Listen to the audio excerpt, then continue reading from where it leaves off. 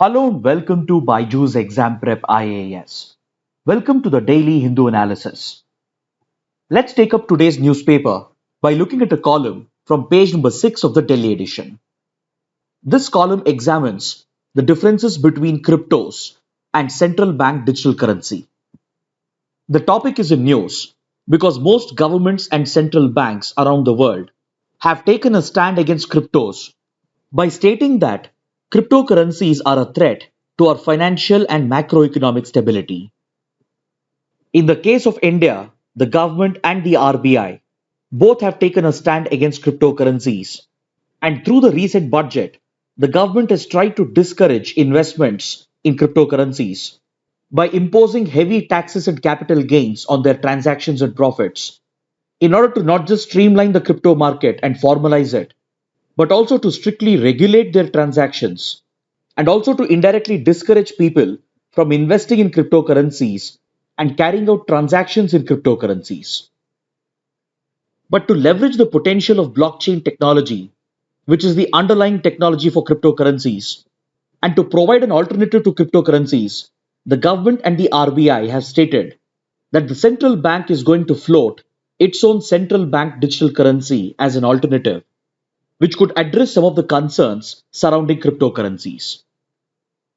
In this context, the writer of the column argues that cryptocurrencies and central bank digital currency are not essentially the same thing, and there exist fundamental differences between the two. To understand this argument of the writer, you need to know the differences between cryptocurrencies and central bank digital currency. See, a cryptocurrency like Bitcoin or Ethereum is essentially a virtual currency that is built upon the blockchain technology. Cryptocurrencies such as these are essentially decentralized, and they are not regulated or controlled by any government or by any central bank. Instead, their circulation and transactions are transparent because all the transactions are recorded on a public ledger or a register known as the blockchain, which is maintained and reviewed through a peer-to-peer network. That is, on the blockchain network, there are several nodes which can be maintained by any individual or institution to publicly validate and cross-check every single transaction that is taking place and to register those transactions on the blockchain. Then to secure these transactions, they are safeguarded through cryptography, and hence these virtual currencies are also known as cryptocurrencies. So essentially, cryptocurrencies don't have a central issuing or regulating authority, and they instead depend on a decentralized system to log all the transactions that are taking place on a digital ledger known as the blockchain. But the nature of these cryptocurrencies is such that the user can become partially or completely anonymous, thereby concealing their identity. This is what leads to fears that cryptocurrencies can be misused by criminals and terrorists to carry out money laundering, to facilitate organized crime, and to finance terrorist activities. Then you should also note that these cryptocurrencies or virtual currencies, they have no inherent value of their own. So its value is entirely determined by market factors, which often leads to intense speculation and volatility in its prices. But despite all these flaws of cryptocurrencies, one cannot ignore them because today the total valuation of cryptocurrencies has crossed $2 trillion, which is more than the value of total gold held globally. But most governments and central banks have taken a stand against cryptocurrencies, and they have either tried banning them or they have tried discouraging them because of three primary reasons. The first reason is that since cryptocurrencies are decentralized, governments and central bank lose their regulatory authority, which hits at the very economic foundation of the country. Especially the usage of cryptocurrencies by money launderers, organized criminals, cyber criminals, and terrorists is perceived as a grave economic security threat by governments and central banks. And three, since their prices are very volatile, it affects the interests of the investors, and this also pushes governments and central banks to either try and ban them or regulate them or discourage them. But given the popularity of cryptocurrencies and their widespread adoption in India and around the world, and given the immense potential of blockchain technology, Governments and central banks are proposing an alternative known as central bank digital currencies, which will be a digital currency issued by the central bank itself. But the writer's argument is that such a central bank digital currency can never be a true alternative to cryptocurrencies or virtual currencies. Because there are fundamental differences between the two, as central bank digital currencies will be centralized and they will be controlled centrally by the central bank, and its value would be tied to the fiat currency. So essentially, a central bank digital currency would be the digital version of the fiat currency, and it won't truly imbibe the features of a true cryptocurrency. Because such a central bank digital currency will not require any verification on a blockchain, and rather, the transactions and verification will be entirely regulated and centralized by the central bank. Such a currency would be bound by the law of the land, and its value, access, and storage would be entirely determined by the policymakers. So essentially, such central bank digital currencies can be seized or frozen by the authorities if required, and it will also be prone to inflation as its value will be tied to the value of the fiat currency. Whereas on the other hand, cryptocurrencies like Bitcoin became popular in the first place because they were perceived as a hedge against inflation. It has been long argued that governments and central banks they simply print more and more currency whenever needed, thus eroding the value of the currency and leading to inflation. But the design of cryptocurrencies, especially that of Bitcoin, is such that there's only a fixed number of Bitcoins that would ever circulate, thereby making it a potential hedge against inflation. And it is also considered to be tamper proof and free from corruption, as the blockchain model provides for a transparent system where each and every transaction is publicly validated by the peers, compared to the opaque and centralized currency system, which is dependent on the monetary policy of the central bank and the fiscal policy of the government. So, this makes it clear that a central bank digital currency would never be a true cryptocurrency because there are fundamental differences in their design, in their value, and even in the manner in which the transactions would be carried out and verified. In case of a central bank digital currency, there is no scope for anonymity and it would just be a replacement for cash or fiat currency. While it is true that cryptocurrencies have their own set of problems, one cannot ignore the fact that they are leading the world towards a new revolutionary money system, and its increasing adoption by individuals and institutions around the world is opening up an entire new chapter in money.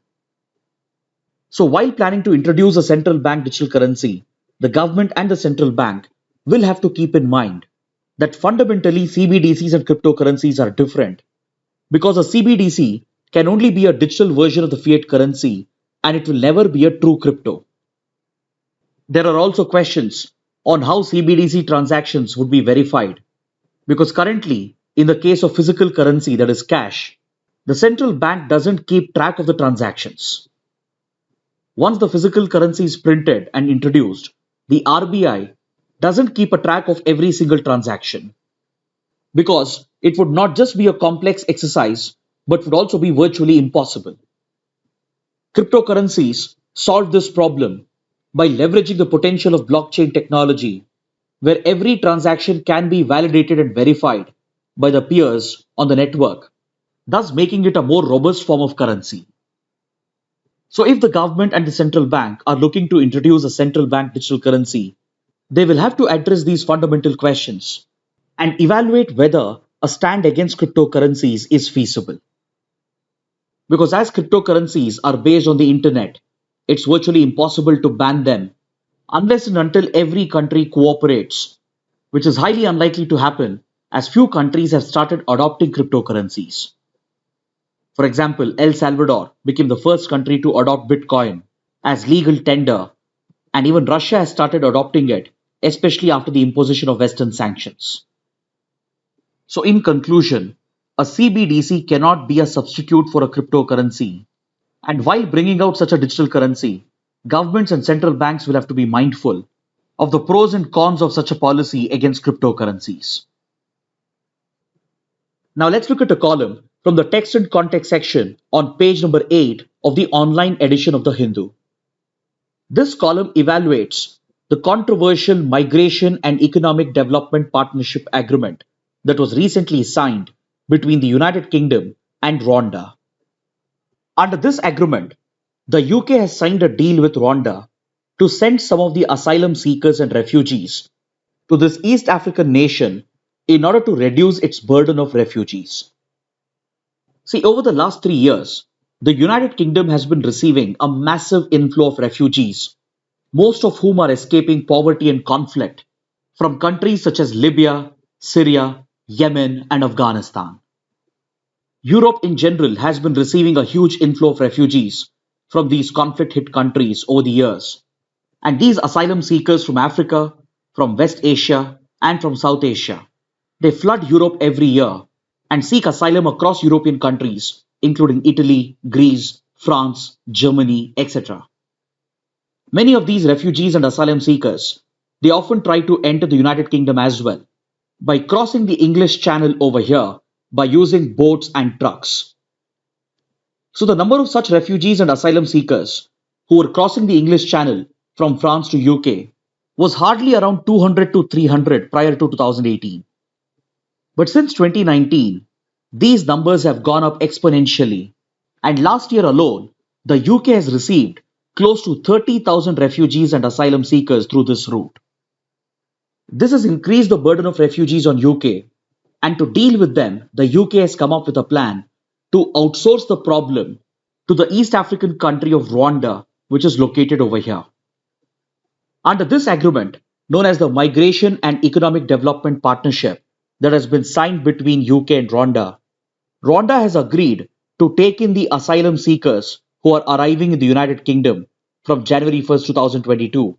And those refugees who are crossing over into UK from France, they will no longer be retained in UK, and instead they'll be put on a flight to Rwanda, which is located thousands of kilometers away, where the country would act as a holding center for these asylum seekers and will potentially settle them in the country with help and assistance from the United Kingdom. Under this agreement, which is being implemented on a pilot basis, the primary target would be single men who are arriving on boats and trucks through the English Channel. And instead of accommodating these refugees as per international obligations and international law, the UK is seeking to outsource this responsibility to Rwanda by curbing some of the rights of these refugees and by transferring them to Rwanda after obtaining the prior approval of the country.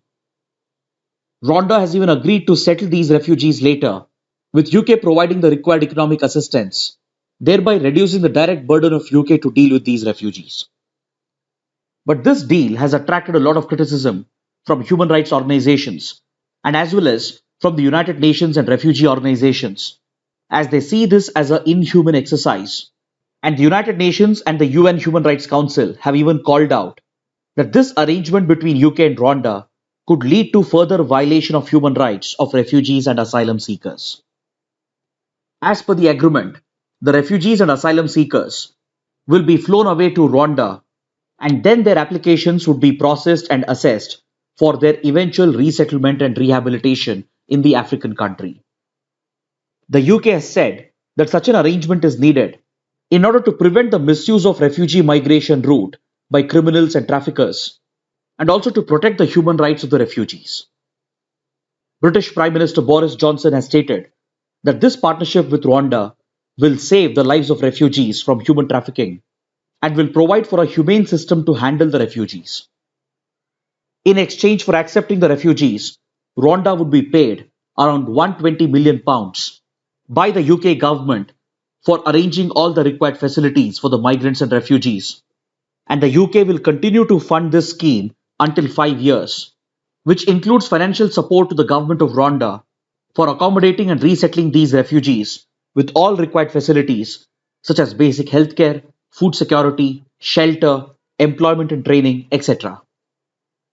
The UK has justified the plan by stating that this arrangement improves its asylum system, makes it more humane, and protects human rights, and will not only help in finding a safe home for the refugees, and will also help in preventing the refugee route from being misused by smugglers and traffickers. But human rights activists, human rights organizations, and the UN and related agencies have all criticized this Migration and Economic Development Partnership between UK and Rwanda. Because according to the United Nations Refugee Agency, the UNHCR, that is the United Nations High Commissioner for Refugees, refugees and migrants should not be traded like commodities between countries and they should not be transferred abroad for processing and holding. The UN agency has stated that it firmly remains opposed to such arrangements where refugees and asylum seekers are transferred to third countries, which could lead to the violation of their basic rights and human rights. According to the UN, such arrangements go against the principles of the Refugee Convention of 1951, under which such transfers are prohibited as per the principle on non-refoulement. According to this principle of the Refugee Convention, a country that is receiving refugees cannot forcefully send the refugees to another country or back to the same country that they came from, where they face the risk of violence and potential threat to their life and well-being.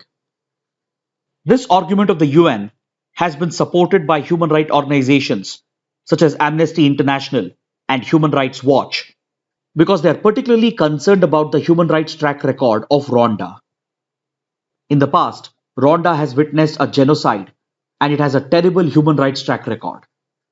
The authoritarian government in the country is known for extrajudicial killings, suspicious deaths in custody, unlawful or arbitrary detention, torture, and even for blatant targeting of dissidents, opponents, and critics. That's the reason why human rights organizations and the United Nations have expressed concern about this plan. But this has implications for countries around the world on how they will treat refugees and asylum seekers. Because this will further encourage the trend of transferring refugees to third countries, which is a practice that is already being followed by several other countries. Countries like Australia, Israel, Denmark are known to frequently do this. And for example, Australia is known to transfer refugees to other nearby countries, such as Nauru and Papua New Guinea in the Pacific Oceania. And Israel is also known to transfer refugees and asylum seekers to other African countries like Sudan, Eritrea, etc., with whom Israel has struck deals. And as per these agreements, the rich countries like Australia and Israel, they provide money to the poorer countries to accept the refugees, which not only allows the bigger rich countries to wash away their human rights responsibilities, but also allows them to transfer the burden to other smaller third countries, most of which will have a questionable human rights track record. So this practice brings into question the rights and well-being of refugees and asylum seekers who are fleeing hunger, poverty, and conflict from war-hit countries. And it highlights the need for a new global framework that could help balance the rights of refugees and asylum seekers on humanitarian grounds, while balancing the economic and social burden on the host countries that is incurred upon them with the huge inflow of refugees. Now let's look at this article from page number 9, which explains the process of cartelisation. First, you need to understand what is a cartel. According to the Competition Commission of India, cartel includes an association of producers, sellers, distributors, traders, or service providers who, by agreement amongst themselves, limit, control, or attempt to control the production, distribution, sale, or price, or the trade in goods and services. According to the International Competition Network, a cartel is defined as an agreement between competitors to restrict competition. These agreements between companies or businesses will be formal, or it can even be informal and unwritten. This practice of forming a cartel amongst competitors is referred to as cartelisation. One of the best examples for a cartel is the OPEC, that is the Organization of the Petroleum Exporting Countries. Through this, the major oil exporting countries have come together to form a cartel through which they regulate the oil prices in the market by limiting the supply and production of oil. So this can happen in any industry, in pharmaceuticals, in consumer goods, or even with regard to services. If the competitors agree to come together and make a cartel, then these industries which have come together can virtually form a monopoly and they can rule the market by restricting competition and by manipulating and controlling prices to maximize their profits. Such cartels will not only fix the prices, But they can also restrict output and supply, they can determine market allocation amongst themselves, and they can even rig the bids and auctions for precious resources, all of which ends up harming consumer interests and as well as erodes the spirit of competition in the economy. Because as long as there is intense competition amongst competitors, the consumers stand to benefit. This benefit is realized by the consumers, both in the form of prices and quality, thus forcing the competitors to constantly innovate and provide their goods and services at the best possible price to the consumer at the best possible quality. But without competition, companies will not be forced to innovate. And that is the reason why sometimes competitors come together to form these cartels to insulate themselves from the complexities of a competitive marketplace. Sometimes competitors can agree informally to cooperate with each other instead of competing with each other. And through such a cartel arrangement, they will predetermine the quality and prices, and as well as the supply and distribution, so that they can make maximum profits with minimum effort. And hence, this practice of cartelization poses a grave challenge to the economy. To prevent such cartelization, there are laws such as the Competition Act, which has established the Competition Commission of India. Because these cartels not only hurt the interests of consumers, but they also undermine the overall economic efficiency and innovation. As these cartels function in a coordinated manner to regulate supply and prices, there won't be any pressure on them to compete and innovate, which erodes and destroys the overall economic efficiency. So there are essentially two ways through which such cartelization can be undercut. One is through proactive government intervention to prevent cartelization, which is done through antitrust laws and competition laws that are strictly enforced by authorities such as the Competition Commission of India. The second route is by facilitating new competition so that these new competitors can undercut the cartel itself by offering their products and services at lower prices. But for this to happen, the government will have to ensure that the entry barriers are minimal for a new entrant to enter the market and to innovate and offer new goods and services at attractive prices, which can undercut and undermine the cartel. This argument is extremely valid in the case of the pharma industry because as the big pharma forms a cartel and increases the prices of essential drugs, it becomes essential to introduce generic drugs through new competitors who can undercut these cartels, thereby making essential drugs more accessible and affordable. This could also force the monopolies to constantly innovate, and it could even result in the breakup of the cartel itself. Now let's take a look at this article on page number 12. Prime Minister Narendra Modi is all set to inaugurate a number of important projects in Gujarat. The Prime Minister is on a 3-day visit to his home state, during which he is going to launch key projects, including a new dairy complex at Diodar, a potato processing plant, and a community radio station. He will also visit the tribal district of Dahod to launch an irrigation project. But the most important event would be the laying of the foundation stone for the Global Center for Traditional Medicine, which is being backed by India in collaboration with the World Health Organization. During this event, along with the Prime Minister, the Director General of WHO and the Prime Minister of Mauritius are also going to grace the occasion, thereby signifying the collaboration between India and WHO in promoting traditional medicine, and also highlights the importance of Ayush forms of medicine in the India-Mauritius relationship. Since Mauritius has a strong Indian community, and since nearly 68% of its population is of Indian descent, traditional forms of alternate medicine, such as Ayush, which includes Ayurveda, Yoga, Unani, Siddha, etc., happen to be very popular in Mauritius and is a key component of the soft power relations between India and Mauritius. That's the reason why the Prime Minister of Mauritius has been invited to take part in the foundation stone laying ceremony for the Global Center for Traditional Medicine, along with the Indian Prime Minister and the Director General of WHO. This would be the first of its kind center that would seek to promote traditional and alternative forms of medicine, and this facility is going to come up at Jamnagar in Gujarat.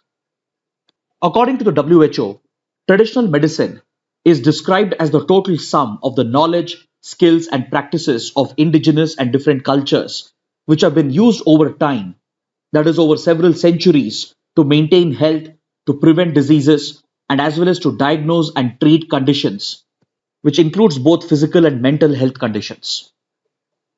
It includes ancient civilizational and cultural practices such as yoga, Ayurveda, acupuncture, herbal therapies, and as well as few modern forms of medicine such as homeopathy. In the Indian context, the Ayush forms of medicine happen to be very popular because yoga, Ayurveda, and Siddha, they have been part of India's traditional medical system since centuries, and they trace back their origin to India's civilizational heritage. Then even foreign traditional systems of medicine such as homeopathy has been widely accepted in India. And for the sake of prelims, you should know in which parts of India these forms of medicine are popular. See, Ayurveda and yoga, they are practiced widely across the country and as well as around the world. While Ayurveda is very popular in India, yoga has gained global acceptance, and India has even got the International Day of Yoga designated by the UN. Then we have the Siddha system, which is very popular in Tamil Nadu and Kerala, and the Sowa Rigpa system, which traces its origin to Buddhism, is practiced mainly in the Leh Ladakh and Himalayan belt, and is popular in regions such as Sikkim, Arunachal Pradesh, Darjeeling, Laol, and Spiti. In fact, India even has a dedicated ministry to promote these forms of medicine, and even through Indian diplomacy, Ayush forms of medicine are promoted in other countries as a part of India's soft power cultural diplomacy. So that's the reason why India is looking to play a leadership role to further develop traditional forms of medicine through a global center for research and development in collaboration with the WHO. For this ambitious project, India has committed $250 million to set up the state of the art Global Center for Traditional Medicine, which will focus on evidence based research and innovation to optimize the practices of traditional medicine in order to boost global healthcare. According to WHO, nearly 80% of the global population finds traditional medicine to be acceptable, and hence to promote them and to achieve the goal of universal health coverage, the WHO is even implementing the traditional medicine strategy from 2014 to 2023. So India is looking to supplement these efforts of WHO by setting up the Global Center for Traditional Medicine. And this center will not only help in research and development in the field of traditional medicine, but will also promote its greater acceptance based on scientific evidence, along with laying down the norms, standards, and guidelines for the practice of traditional medicine in India and around the world. Next, we have a few repeat articles which we have already covered in our previous discussions. So I would like to point them out, and the relevant links for these videos will also be shared in the description box below. There is an editorial on page number 6 that evaluates the recommendations of the Telecom Regulatory Authority of India regarding the auction of 5G spectrum in the country. We covered this topic in detail on the 17th of April, so kindly go back and watch this analysis once. The editorial is of the opinion that TRAI might need to revisit its recommendations to ensure that the spectrum auction policy is viable for the telecom companies. Then in a column on page number 6, Suhasini Haider argues that it is possible for India to criticize the Russian invasion of Ukraine while maintaining an independent position on unilateral sanctions being imposed by Western countries on Russia. This is again a topic that we have discussed repeatedly in previous weeks, so I would request you to go through this column once. Then finally on page number 7, there is a column on Sri Lanka's economic crisis, which we have dealt with in detail in previous sessions. And the writer of the column is trying to point out the key lessons for India from Sri Lanka's economic crisis. He focuses on how India can draw political and economic lessons from the Sri Lankan crisis. And I have already discussed this in detail in our weekly explained session. So please go back and watch these videos, and then you can go through the column once. Now let's take a look at the mains practice questions. The first question: illustrate the differences between cryptocurrency and central bank digital currency. The second question: what is the UK and Rwanda migration and economic development partnership, and what does it mean for refugees and asylum seekers? Kindly write an answer for these questions and post your answers in the answer writing portal for which the link has been given in the description box below. So with this, I would like to conclude today's discussion. And if you found the video to be helpful, do let us know by liking the video, by sharing your comments, and don't forget to hit the subscribe button. Thanks for watching.